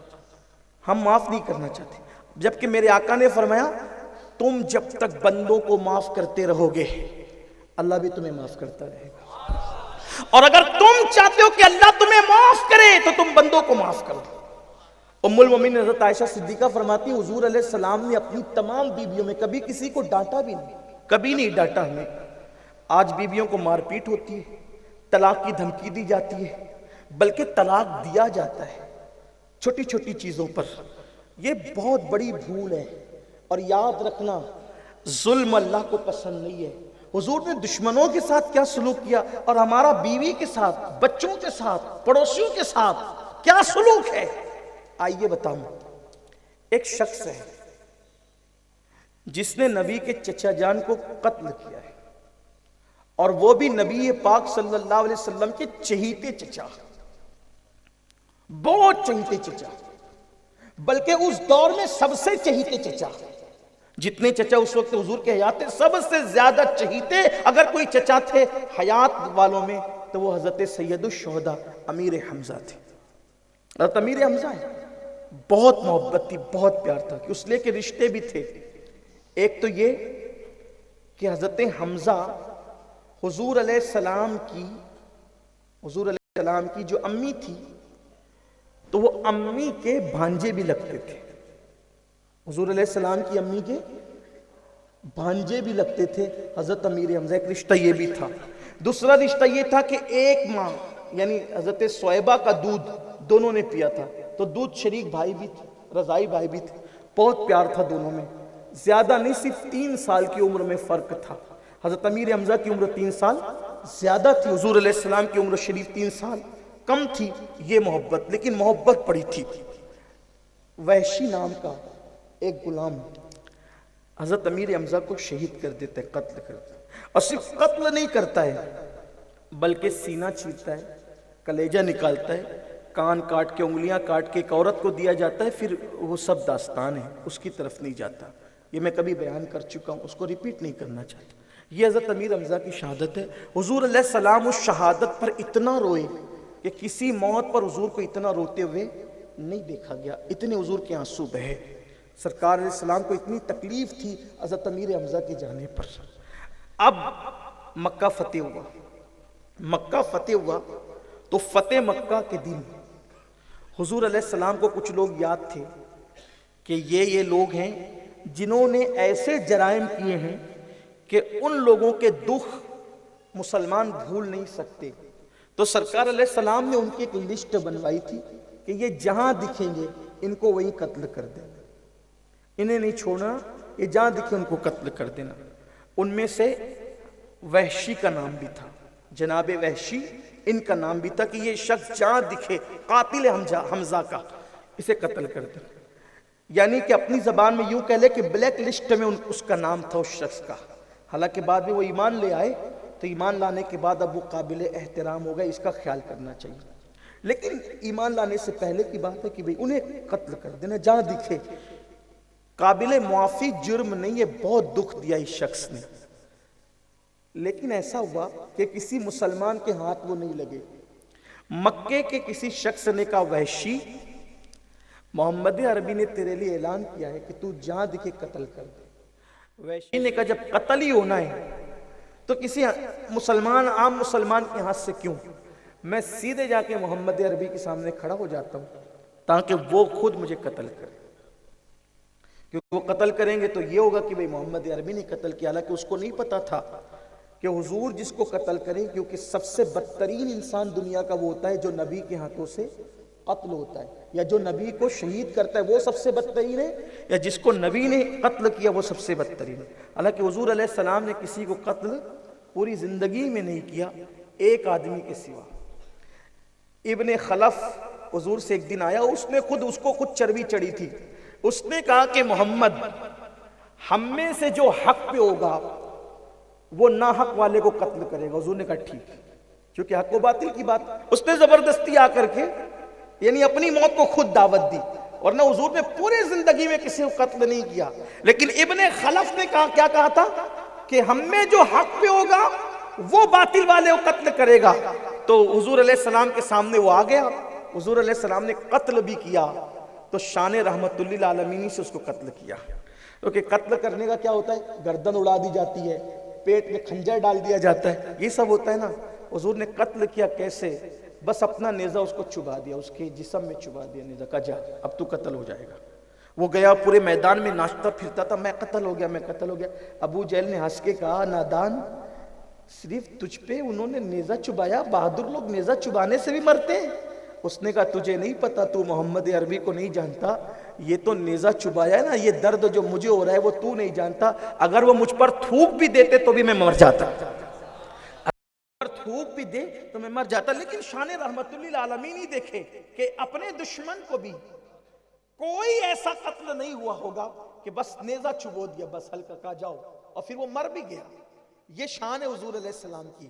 لیکن عرض یہ کر رہا تھا کہ وحشی نے کہا کہ پھر میں محمد کے ہاتھوں قتل ہونا چاہتا ہوں. اور وہ بڑا بہادر آدمی تھا قد چھوٹا تھا اور حبشی غلام تھا، آنکھیں چھوٹی چھوٹی، ایک دم سرخ سرخ آنکھیں، اور بڑا بہادر اور بہت چتر چالاک انسان سامنے آ کے کھڑا ہو گیا۔ سرکار علیہ السلام کی عادت کریمہ تھی، نگاہیں اکثر جھکی رہتی تھی، جھکی ہوئی نگاہیں رہتی تھی۔ سرکار نگاہیں جھکا کے بیٹھے تھے، آ کر کھڑا ہوا تو اس نے آ کر سیدھے کہا، اے محمد روحی فدا صلی اللہ علیہ وسلم، آپ مجھے معاف نہیں کر سکتے؟ کون؟ چچا کا قاتل، اور وہ بھی کیسا قاتل؟ کلیجہ نکالنے والا، سینہ چیرنے والا، کان کاٹنے والا، آنکھ کاٹنے والا، ناک کاٹنے والا، انگلیاں کاٹنے والا، صحابہ کو ایسے دکھ دینے والا کہ اس پر صحابہ بے چین رہے، اور آ کر کھڑی ہو کے کہتا ہے آپ مجھے معاف نہیں کر سکتے؟ حضور علیہ السلام نے کہا کون ہے تو؟ پوچھا تو کون ہے؟ اس نے کہا میں ہی وحشی ہوں۔ کہا حمزہ کا قاتل؟ کہا حمزہ کا قاتل، آج آیا ہوں معافی مانگنے کے لیے، معاف کر سکتے ہیں؟ حضور نے کہا ہاں معاف کر دیں گے تمہیں بھی۔ کوئی ہے ایسا چچا کا، سگے چچا کا قاتل اگر کہتا ہے معاف کر دو، اور حضور کہتے ہیں ہاں معاف کر دیں گے تمہیں، لیکن شرط ایک ہی ہے۔ کہ کیا شرط ہے؟ کہ کلمہ پڑھو اور مسلمان ہو جاؤ، معاف کر دیں گے۔ کلمہ پڑھ کے مسلمان ہو جاؤ، معاف کر دیں گے۔ یہاں سوچو، ہم انتظار میں بیٹھے ہوتے ہیں کہ چھوٹا بھائی عید کا سلام کرنے مجھے آئے گا، اور وہ نہیں آئے گا میں اس سے بات نہیں کروں گا۔ کیوں عید کے سلام کا اسی کو حکم ہے کہ چھوٹا ہی آتا رہے؟ کبھی ایسا نہیں ہو سکتا کہ بڑا بھائی خود چل کر چھوٹے بھائی کے گھر سلام کرنے کو پہنچ جائے؟ جب نبی امتی کے گھر جا سکتے ہیں تو بڑا بھائی چھوٹے بھائی کے گھر کیوں نہیں آ سکتا؟ بڑا بھائی چھوٹی بہن کے گھر کیوں نہیں آ سکتا؟ یہ تعلیم ہم بھول چکے ہیں، اسی لیے معاشرے میں آگ لگی ہوئی ہے، تباہی ہے، بربادی ہے۔ ہم جو ہے وہ سب کچھ بن رہے ہیں، لیکن ہم سچے پکے مسلمان نہیں بن پا رہے ہیں، ہم حضور کی سیرت کو اختیار نہیں کر پا رہے ہیں۔ بس میں لمبی نہیں کروں گا، مختصر میں سمیٹنا چاہتا ہوں۔ اللہ کرے کسی کے دل میں بات اتر جائے، اللہ کے حبیب نے فرمایا معاف کر دیں گے لیکن مسلمان ہو جاؤ۔ اس نے کہا ٹھیک ہے مسلمان ہو جائیں گے، لیکن ایک بات پوچھنی ہے۔ میں نے سنا ہے کہ جو کسی کو ناحق قتل کرے اللہ اس کو معاف نہیں کرتا، تو آپ تو مجھے معاف کر رہے ہیں، لیکن آپ کا اللہ مجھے معاف نہیں کرے گا اور وہ عذاب دے گا تو؟ سرکار نے فرمایا ایسا نہیں ہوتا، جس کو میں نے معاف کر دیا میرا اللہ بھی اس کو معاف کر دے گا۔ جس کو میں نے معاف کر دیا اس کو میرا اللہ بھی معاف کر دے گا۔ اس نے کہا مگر آپ تو کہہ رہے ہیں نا وہ معاف نہ کرے تو؟ اگر وہ معاف نہ کرے تو؟ اب دل کے کانوں سے سنیں، کسی صوفی نے یہاں پر بہت اچھی بات کہی ہے، یہاں دل کے کانوں سے سنیں۔ جب وحشی نے کہا نا کہ آپ معاف کر رہے ہیں لیکن اگر وہ بالفرض ایسا کیوں نہ کرے تو؟ سرکار فرماتے ہیں ایسا نہیں ہوگا، لیکن اگر تو کہتا ہے تیرے کہنے کے مطابق کہ اللہ معاف نہ کرے تو سن، تیرے ساتھ میرا وعدہ ہے، تیرے ساتھ میرا وعدہ ہے، پوری امت کو بخشوانے کے لیے ایک سجدہ کروں گا، پوری امت کو بخشوانے کے لیے ایک سجدہ کروں گا، اور اگر تجھے معاف نہ کیا گیا تو تیرے اکیلے کے لیے دوسرا سجدہ کروں گا، اور جب تک اللہ تجھے معاف نہیں کرے گا میں سجدہ ہی کرتا رہوں گا۔ آپ غور فرمائیں، یہ ہے معاف کرنے کا انداز، یہ معاف کرنے کی حضور علیہ السلام کی صفت۔ کس کو معاف کیا جا رہا ہے؟ ایک کافر کو۔ کس کو معاف کیا جا رہا ہے؟ چچا کے قاتل کو۔ کس کو معاف کیا جا رہا ہے؟ چچا کے جسم کے مسلح کرنے والے کو۔ اور پھر دنیا نے دیکھا کہ جناب وحشی کلمہ پڑھ کے مسلمان ہوتے ہیں، اور مسلمان ہونے کے بعد اتنا بڑا کارنامہ انجام دیتے ہیں کہ لوگ ان پر اش کرتے ہیں کہ مسلمہ کذاب جس نے جھوٹی نبوت کا دعویٰ کیا تھا، حضرت وحشی نے اس کو قتل کیا، اور اللہ سے دعا کرتے تھے اللہ جب میں کافر تھا تو میں نے اپنے دور کے سب سے اچھے انسان کو صحابہ میں شہید کیا تھا، اور اب جب میں مسلمان ہو گیا ہوں تو میں نے اپنے دور کے سب سے بدترین انسان کو قتل کر دیا ہے، تو مولا اب اس عمل کو اس عمل کے لیے کفارہ بنا دے اور مجھے معاف فرما دے۔ تو میرے آقا صلی اللہ علیہ وآلہ وسلم نے اس شان سے معاف فرمایا۔ دیکھو دشمن کے ساتھ یہ سلوک، بہن کے ساتھ وہ سلوک، اور دو باتیں اس کے بعد ختم کرتا ہوں۔ ننھی سی عمر میں بھائی کے ساتھ، جو دودھ شریک بھائی کے ساتھ، حضرت حلیمہ سعدیہ کہتی ہے میں تو بچپن میں ہی جان گئی تھی کہ یہ کوئی معمولی انسان نہیں، اس لیے کہ جب پہلی مرتبہ میں نے ان کو دودھ پلانے کے لیے اپنے سینے سے لگایا تو سیدھی طرف سے انہوں نے میرا دودھ پیا، جب میں نے بائیں طرف سے الٹی طرف سے پیش کیا تو انہوں نے دودھ سے منہ ہٹایا، اور میرے بیٹے کو، میرے سگے بیٹے کو میرا شوہر لے کر کے کھڑا تھا تو ننھی سی انگلی سے اشارہ کر کے خاموشی میں مجھے یہ کہا میں تو پی چکا ہوں، میرے بھائی کو بھی پلا دیا جائے۔ یہ انداز ہے اللہ کے حبیب علیہ السلام کا، یہ انداز۔ آپ بتائیں جو دودھ شریک بھائی کے ساتھ یہ سلوک کرے، جو بہن کے ساتھ یہ سلوک کرے، اب اس کا سلوک ماں کے ساتھ کیا ہوگا؟ بہن بھائی کی باری تو بعد میں آتی، ماں کے ساتھ کیا سلوک؟ ماں تو 6 سال سے زیادہ تک حیات نہ رہی، صرف 6 سال کے حضور علیہ السلام تھے اور حضور کی امی جان کا وصال ہو، لیکن دودھ پلانے والی ماں حضرت حلیمہ سعدیہ بہت لمبی عمر پائی آپ نے، بلکہ یہ بیان کیا جاتا ہے کہ مدینہ منورہ میں ان کا وصال ہوا، مدینہ طیبہ میں ان کا وصال ہوا۔ وہ آئی حضور سے ملنے، کئی دفعہ آئی، اللہ اکبر۔ ایک مرتبہ جب حضور سے ملنے آئی تو حضور صحابہ کے درمیان بیٹھے ہوئے تھے۔ اگر ماں کا فون آتا ہے نا، ماں کا فون، اور ہم دوستوں کے درمیان بیٹھے ہوتے تو ماں کا فون نہیں اٹھاتے، یار اب بھی پتہ نہیں کوئی کام دے دے گی ماں۔ باپ کا فون آتا ہے تو نہیں اٹھاتے ہیں، یہ ہوتا ہے نا، یہ ہو رہا ہے۔ لیکن میں صرف یہ کہنا چاہتا ہوں، ہم نے فلموں کی نقل کی ہے، سیریلوں کی نقل کی، ناولوں کی نقل کی، دنیاوی ایکٹرز کی نقل کی ہے، ہم نے حضور علیہ السلام کی زندگی کو، سیرت کو نہیں پڑھا۔ عاشق رسول، عاشق رسول، ہم کیا عاشق رسول ہیں؟ اللہ کرے عاشق رسول ہوں۔ بڑی معذرت کے ساتھ میرے عزیزوں، پتھر کو بھی عشق رسول مل جاتا ہے نا، پتھر بھی سنور جاتے، ہم نہیں سنورتے، ہم برابر نفرتوں کی آگ بھڑکا رہے ہیں۔ مسلمانوں میں چھوٹی چھوٹی چیزوں میں قتل، بچے پہ سے جھگڑا ہوگا نا، بلکہ بکری تیری ادھر کھڑی، میری بکری ادھر کھڑی، اس نے پیشاب کر دیا، اس نے لیت کر دیا، اس پر ہم ایک دوسرے پہ کیس کرنے لگ جاتے، ہمارے کیس پولیس اسٹیشن تک جاتے۔ لوگ ہنستے ہوں گے، یہ لوگ ہیں جو کہتے ہیں کہ محمد عربی کے غلام ہیں، بچوں کے کھیلنے پر ایک دوسرے کو قتل کرتے ہیں، برادری کے نام پر ایک دوسرے کے ساتھ جھگڑا کرتے ہیں، موچوں پہ تاؤ دیتے، میری برادری بڑی، تیری برادری بڑی۔ واللہ بڑا کوئی نہیں ہے، جس سے اللہ راضی ہو گیا وہ سب سے بڑا ہے۔ اللہ کو راضی کرو۔ برادریاں صرف پہچان کے لیے ہے، قبیلے صرف پہچان کے لیے ہے۔ ہاں، اس لیے کہ اگر بلال حبشی برادری سے ہو کر کے نبی کے سچے عاشق بنتے ہیں تو عمر جیسا عربی النسل ان کو غلام نہیں کہتا، یا سیدنا بلال کہہ کر کے پکارتا ہے۔ ہمارے یہاں آقائیت اور غلامی کی نسبت نہ رنگ پر ہے، نہ نسل پر ہے، نہ قبیلے پر ہے، نہ خطے پر ہے، نہ دولت پر ہے، نہ کاروبار پر ہے۔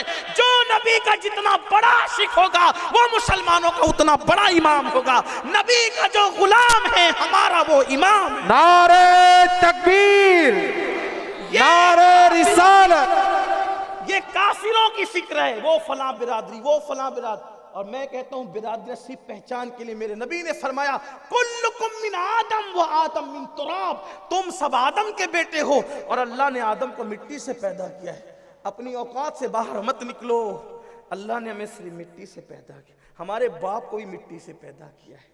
کیا ہے ہم، اور وہ بھی کون سی مٹی، بولنے بھی شرم آتی ہے۔ اس مٹی کے اندر کیا ملایا گیا تھا پتہ ہے؟ پانی کی جگہ ناپاک نطفہ، جو باہر نکل جائے تو آدمی کو ناپاک کر دے۔ باہر نکل جائے، پیشاب دن میں 4 مرتبہ نکلتی ہے تو وہ آدمی پہ غسل فرض نہیں کرتی، لیکن جس نطفے کو ہماری مٹی میں ملا کر ہمیں پیدا کیا ہے وہ اتنا ناپاک ہے کہ ایک بار ایک قطرہ بھی نکل جائے تو اس سے غسل فرض ہو جاتا ہے۔ یہ میں حیا کے پردے میں بول رہا ہوں، میں اس کو زیادہ اوپن نہیں کر سکتا، لیکن ایسے ہماری پیدائش ہوئی ہے۔ اب اس پہ کون سا گڑھنا، میں یہ ہوں، کیا ہے؟ کچھ نہیں ہے، کچھ نہیں ہے۔ سڑی ہوئی مٹی میں گندا پانی ملا کر، سڑی ہوئی مٹی میں گندا پانی ملا کر تجھے بنایا گیا۔ غرور کس پہ کرتا ہے، گھمنڈ کس پہ کرتا ہے، تکبر کس پہ کرتا ہے؟ اور پھر سن، جب قبر میں جائے گا تو پھر وہی سڑی ہوئی مٹی ہو جائے گا۔ پیدائش سے پہلے سڑی ہوئی مٹی تھا، مرنے کے بعد پھر سڑی ہوئی مٹی ہو جائے گا۔ کس پہ گھمنڈ کرتا ہے، کس سے لڑتا پھرتا ہے؟ مجھے کرسی نہیں ملی، میں اس محفل میں نہیں بیٹھ سکتا، مجھے القابات سے نہیں پکارا گیا، میں وہاں نہیں جا سکتا۔ یہ میں ختم کر۔ ہماری حیثیت مٹی اور گندے پانی سے زیادہ کی نہیں ہے، لیکن یاد رکھ، اگر خدا کو نہ منا سکا، اگر خدا کو نہ منا سکا تو جانور میں اور تجھ میں کوئی فرق نہیں ہے، اس لیے کہ جس نطفے سے جانور پیدا ہوا اسی نطفے سے انسان بھی پیدا ہوا ہے۔ لیکن یاد رکھ، اگر خدا کو نہ منا سکا تو پھر تو سڑا ہوا رہ گیا، جانور سے آگے نہ بڑھ سکا، اور اگر خدا کو منا لیا تو پھر تجھے فرشتوں سے بہتر کر دیا گیا۔ بات خدا کو منانے کی ہے، اور خدا تکبر سے راضی نہیں ہوتا، خدا گھمنڈ سے راضی نہیں ہوتا، خدا انانیت سے راضی نہیں ہوتا، حرام کاروبار کرنے سے خدا راضی نہیں ہوتا، کسی سے بدلہ لینے سے خدا راضی نہیں ہوتا، کسی سے دشمنی کرنے سے خدا راضی نہیں ہوتا۔ خدا تو راضی معاف کرنے سے ہوتا ہے، خدا تو راضی حلال کمانے سے ہوتا ہے، خدا تو راضی سجدے کرنے سے ہوتا ہے، خدا تو راضی محبوب کو آئیڈیل بنانے سے ہوتا ہے۔ اس کو راضی کرو تاکہ فرشتوں سے بہتر ہونے کا تمغہ مل جائے۔ ناراض کر دیا تو بابا بلے شاہ کہتے ہیں، اٹھ بلیا چل یار منا لے ورنہ بازی لے گئے کتے۔ اے بلے شاہ اللہ کو منا لے ورنہ تجھ سے بہتر کتے ہیں۔ کتے نے یار تو منا لیا نا، جس نے روٹی دی 24 گھنٹے اس کے گھر پہ وفا کا پہرا دیتا رہا، اور ہمارا کیا حال ہوا؟ جس نے سب دیا اس سے بھی وفا نہ کر سکے، اس سے ہی وفا نہ کر سکے۔ تو یاد رکھو، اللہ نے ہمیں مٹی سے بنایا، دین ہم بھول رہے ہیں، دین سے حضور کو آئیڈیل بناؤ۔ بات دور نہ نکلے تو عرض کر رہا تھا کہ حضور علیہ السلام کی دودھ پلانے والی امی حضرت حلیمہ سعدیہ ایک بار آئی، حضور صحابہ میں بیٹھے تھے اور وعظ کر رہے تھے، تقریر کر رہے تھے، خطاب کر رہے تھے۔ سوچے یہ میرے اور آپ کی وعظ کی محفل نہیں ہے، حضور سید الانبیاء۔ صحابہ کہتے ہیں جب حضور واز کرتے تھے ایسا لگتا ہے جیسے موتی جھڑ رہے ہیں، پھول کی پنکھڑیاں گر رہی ہے، ایسا لگتا تھا، اور ایسے خاموش بیٹھتے تھے صحابہ جیسے ان کے سروں پہ پرندے بیٹھے ہوں۔ پرندے نہیں ہوتے تھے لیکن ایسا لگتا تھا کہ اس ایسے بیٹھے کہ پرندے سر اٹھانے پہ اڑ نہ جائیں، اس طرح ادب سے بیٹھتے تھے۔ حضور علیہ السلام نے دیکھا حلیمہ سعدیہ کو، اٹھ کے کھڑے ہوئے، جس کے لیے سب اٹھ کے کھڑے ہوتے ہوں، حضور کسی کے لیے اٹھ کے کھڑے ہوئے۔ وہ کون تھی؟ وہ حضور کی دودھ پلانے والی ماں حلیمہ سعدیہ۔ اور گئے، سب کو چھوڑ دیا، اپنی چادر بچھائی، اپنی چادر بچھائی اور اس پہ اس خاتون کو بٹھایا، بٹھا کر کے پھر باتیں جتنی دیر تک وہ کرتی رہی اتنی دیر تک حضور سنتے رہے۔ جب وہ جانے لگی تو حضور نے ان کو بوسے دیے، اور جب وہ جانے لگی تو سرکار کے صحابہ نے دیکھا کون ہے جس کے لیے محفل چھوڑ دی، جس کے لیے چادر بچھا دی، جس کے لیے اتنا وقت دیا، اور جب جا رہی تو اس کے ہاتھوں کو بوسے دیے۔ سرکار سے پوچھا آقا ہمارے ماں باپ آپ پہ قربان، یہ کون خوش نصیب ہے جس کے لیے اتنا اہتمام ہو رہا ہے؟ سرکار نے فرمایا یہ میری دودھ پلانے والی ماں حلیمہ سعدیہ ہے، میری دودھ پلانے والی ماں۔ آپ مجھے بتائیں جب دودھ پلانے والی ماں کا یہ احترام ہے، اگر حقیقی ماں سیدہ آمنہ خاتون حیات ہوتی تو حضور ان کا کتنا احترام کرتے اور کتنی تعظیم کرتے۔ بلکہ بات اس پہ مکمل کر دوں، ختم کر دوں، اگر میری قوم کے جوان سننا چاہتے ہیں تو یہ کہ حضور علیہ السلام کے پاس دنیا کی ہر نعمت تھی، آخرت کی ہر نعمت تھی، اللہ نے ان کو جنت کا مالک بنایا تھا، اس کے باوجود بھی میرے نبی کی شان یہ جب کبھی ماں یاد آئی تو حضور کی آنکھوں میں آنسو، ماں کو یاد کر کے روتے رہے۔ ہو سکتا ہے آج ہم لوگوں کو ماں باپ کا ادب اور احترام کچھ نہیں پتا، بلکہ اب تو کچھ رہ کیا گیا ہے، اب کچھ رہ کیا گیا ہے؟ انسانیت اٹھ گئی، ادب اٹھ گیا، احترام اٹھ گیا۔ میں اکثر لوگوں کو کہتا ہوں، لوگ برا بھی مانتے ہیں، میری مائیں اور بہنیں بھی یہاں موجود ہیں، ان کو بھی کہتا ہوں کہ مائیں اور بہنیں سب سے زیادہ اپنے لیے کسی کو دشمن سمجھتی ہے تو وہ اپنی ساس کو سمجھتی ہے اور کوشش کرتی ہے کہ وہ کسی طرح ساس کا پتہ کٹ کرے۔ ہنسنے ہنسانے کی کوئی بات نہیں کرتا، لیکن یہ بات کہہ رہا ہوں۔ لیکن میں اپنی بہنوں سے کہتا ہوں، کسی کے بیٹے کو اس کی ماں سے جدا کرنے کا انجام یہ ہے کہ ایک دن تمہاری اولاد بھی تم سے جدا ہوگی، کیونکہ اللہ کے نبی نے فرمایا کما تدین و تدان، تم جیسا کرو گے تمہارے ساتھ ویسے ہی کیا جائے گا، تم جیسا کرو گے تمہارے ساتھ ویسا ہی کیا جائے گا۔ حضرت یوسف علیہ السلام کے گمنے کی وجہ صوفیاء کرام نے یہ بیان کی ہے، حضرت یوسف علیہ السلام کے گمنے کی وجہ صوفیاء نے یہ بیان کی ہے کہ حضرت خاندان یوسف علیہ السلام میں ایک کنیز تھی، خاندان یوسف علیہ السلام میں ایک کنیز تھی جس کو بچہ پیدا ہوا، اس کے بعد کسی اجنت کی وجہ سے وہ کنیز بیچ دی گئی اور اس کا بچہ اس سے جدا کر لیا گیا۔ اس کا بچہ، امام غزالی لکھ رہی ہے، امام غزالی، اس کا بچہ اس سے جدا کر لیا گیا تو اللہ تبارک و تعالیٰ نے اس خاندان ذی وقار کو احساس دلانے کے لیے کہ بچے کی جدائی کیا ہوتی ہے، حضرت یوسف علیہ السلام کو اس خاندان سے جدا کر دیا۔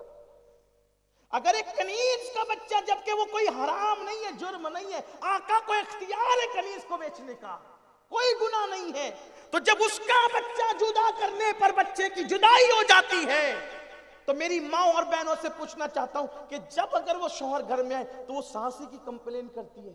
میں کہتا ہوں اگر بہنیں اپنی ساس کو ماں سمجھنے لگ جائے کہ یہ میری ماں کی طرح ہے، بڑبڑ کرتی رہے، ڈانٹتی رہے، چلاتی رہے، چلے کچھ لوگوں کو نظر انداز ہی کرنا چاہیے، تو ایک دن تمہیں بھی بڑھاپا آئے گا۔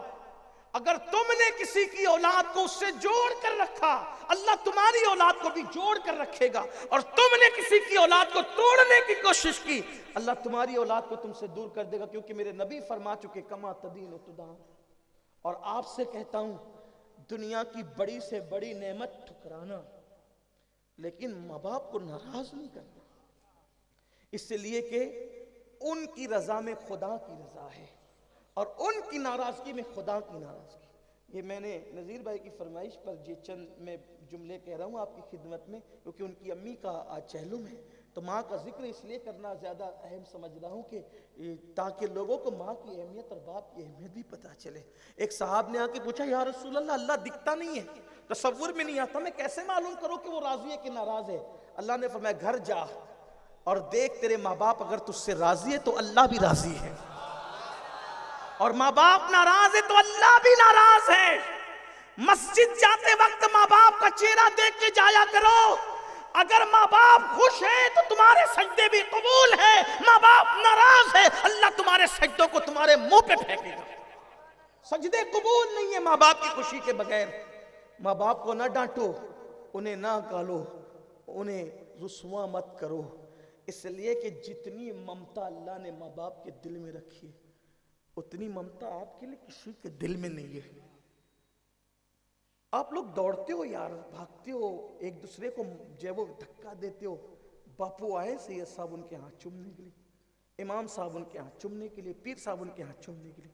میں ہاتھ چومنے کا قطعاً مخالف نہیں ہوں، لیکن میں یہ بات کہتا ہوں اور کہوں گا جب تک زندگی تب تک کہوں گا، اگر ماں باپ کے ہاتھ چومتے ہو تو سیدوں کے ہاتھ چومنا تمہیں نجات کی طرف لے جائیں گے، اور اگر ماں باپ کے ہاتھ نہیں چومتے تو نہ سیدوں کے ہاتھ چومنا کام آئے گا، نہ پیروں کے ہاتھ چومنا کام آئے گا، نہ ولیوں کے مزارات چومنا کام آئے گا۔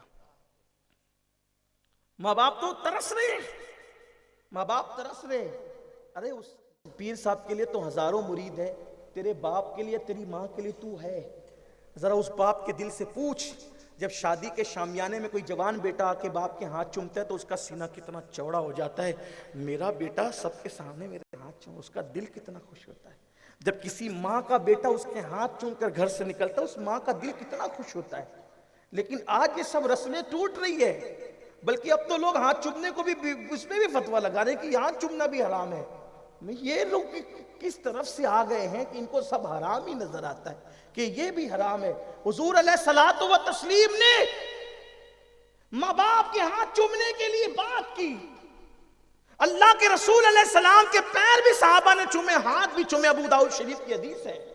بلکہ حضور علیہ السلام ماں باپ تو ماں باپ, حضور نے بیٹی کی بھی پیشانی چومی اور سیدہ فاطمہ نے حضور کے ہاتھ چومے.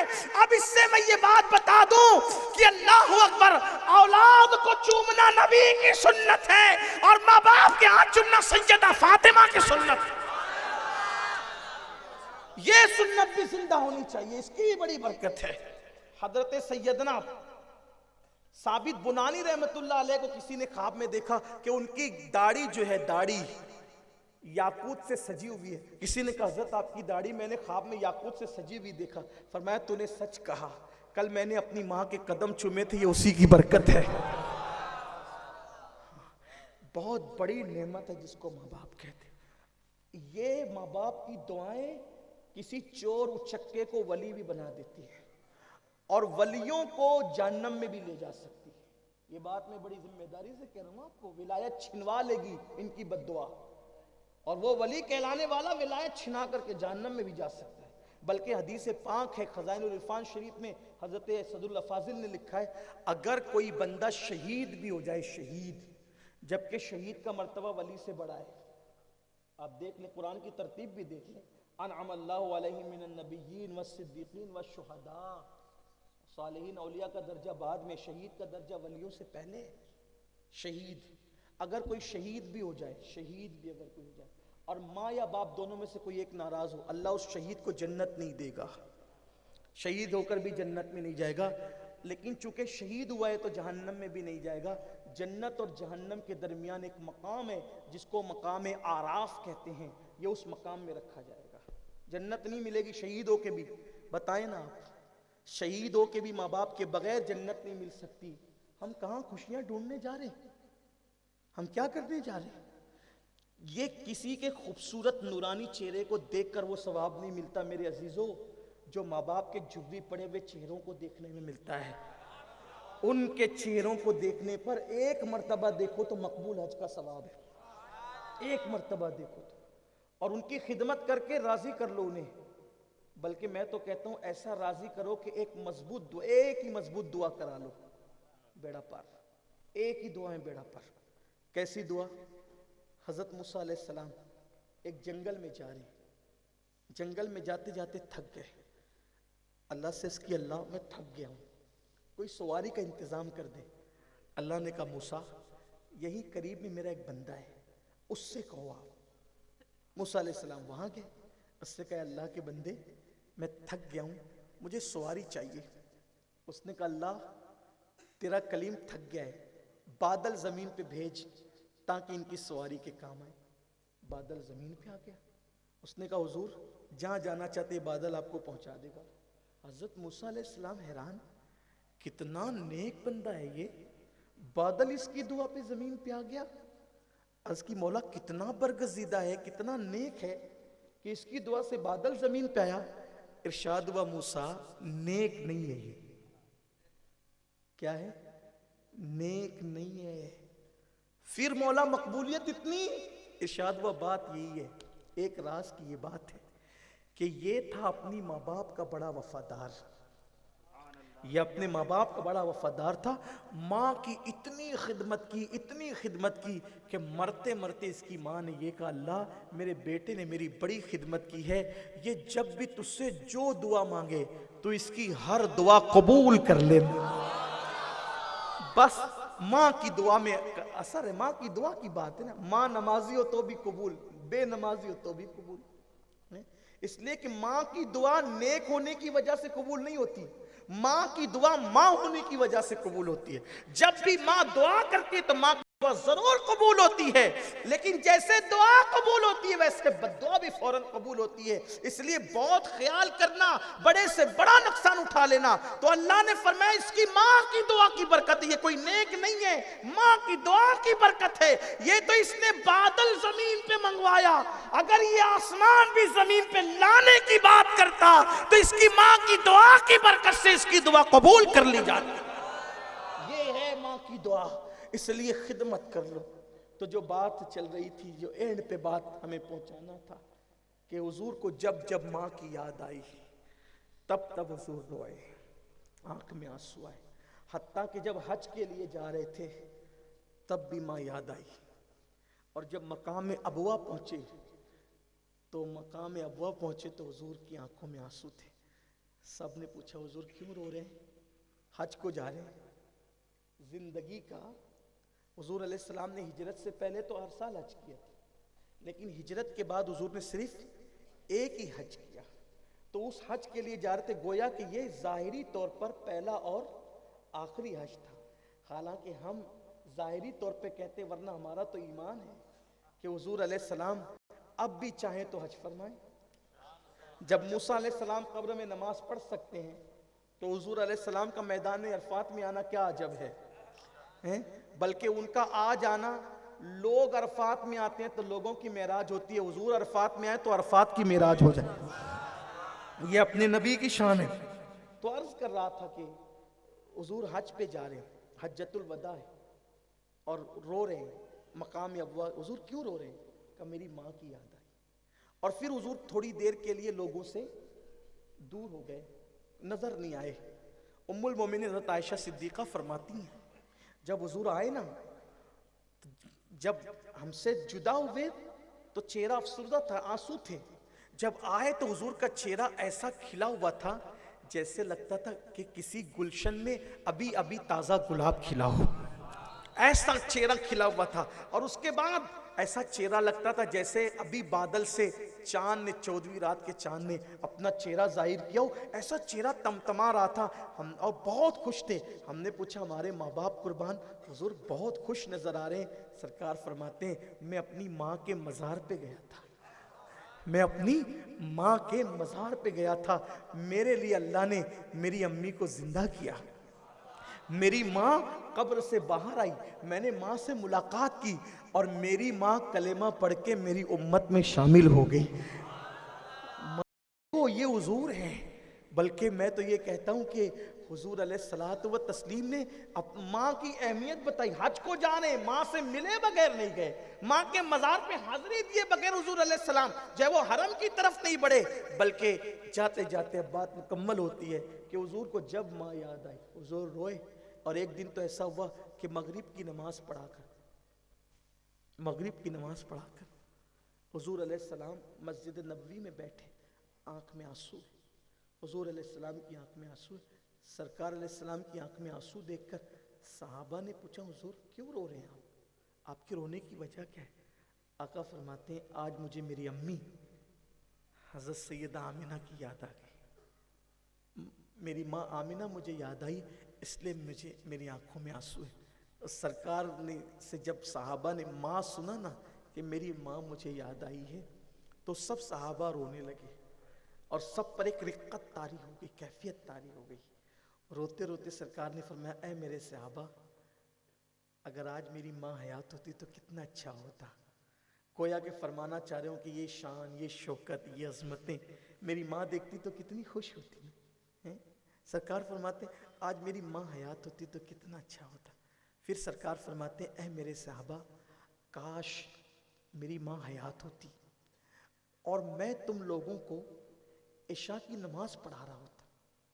میری ماں حیات ہوتی اور میں تم لوگوں کو عشاء کی نماز پڑھا رہا ہوتا، اور ایسے میں میری ضرورت میری ماں کو پڑ جاتی، میری ضرورت میری ماں کو پڑ جاتی، اور میری ماں مجھے پکارتی محمد میرے بیٹے ادھر آؤ. میری ماں کو میری ضرورت پڑتی اور میری ماں مجھے پکارتی میرے بیٹے محمد ادھر آؤ، تو میں نماز توڑ دیتا اور لبیک کہتے ہوئے اپنی ماں کی بارگاہ میں حاضر ہو جاتا. لبیک کہتے اپنی ماں کی بارگاہ میں. یہ حضور علیہ السلام نے ماں کا درس دیا، یہ سلوک کیا ماں کے ساتھ، یہ ہمیں طریقہ بتایا، لیکن آج ہمارا تعلق وہ نہیں رہا۔ ہم نے جو چیزیں نفس پر آسان تھی اس کو قبول کیا، اور جو چیزیں ہم پر مشکل تھی اس کو ہم چھوڑتے چلے گئے۔ لیکن یاد رکھنا، دل کو بہلانے کے لیے اگر مسلمان بننا ہے تو جو جی میں آؤ کرو، اور اگر اللہ کے نزدیک مسلمان بننا ہے تو اس کے لیے صرف ایک کنڈیشن ہے کہ حضور علیہ السلام کو اپنا آئیڈیل بناؤ۔ اللہ فرماتا ہے لقد کان لکم فی رسول اللہ اسوۃ حسنہ، کہ تمہارے لیے تمہارے نبی کی زندگی میں بہترین نمونہ ہے۔ میں آخری بات کہنے چلا تھا لیکن عنوان ادھورا رہ جائے گا اگر ایک بات نہ کہوں۔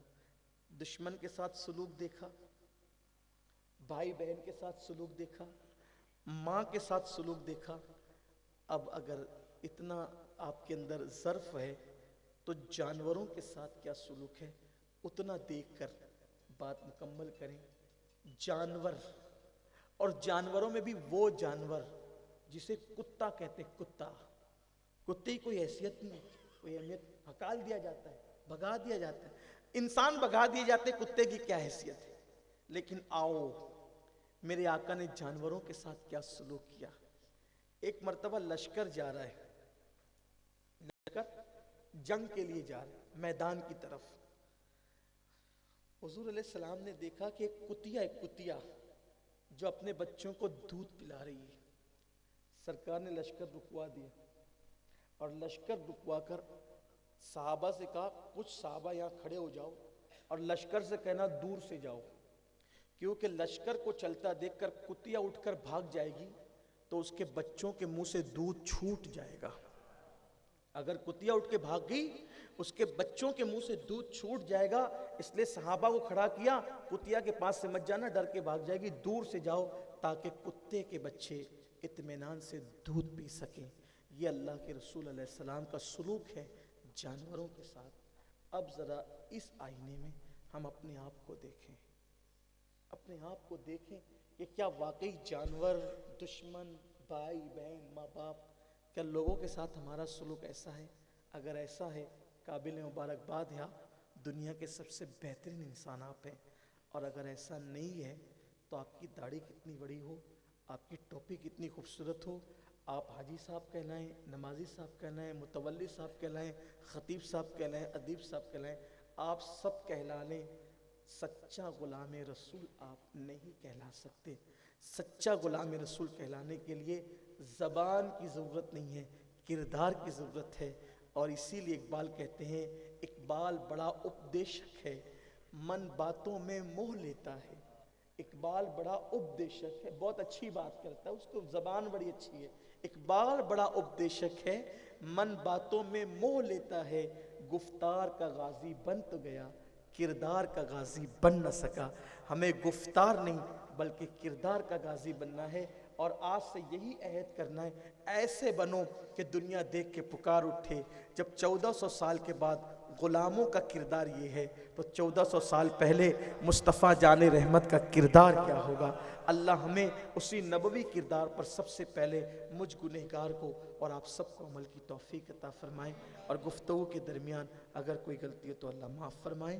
استغفر اللہ ربی من کل ذنب واتوب الیہ وما علینا الا البلاغ۔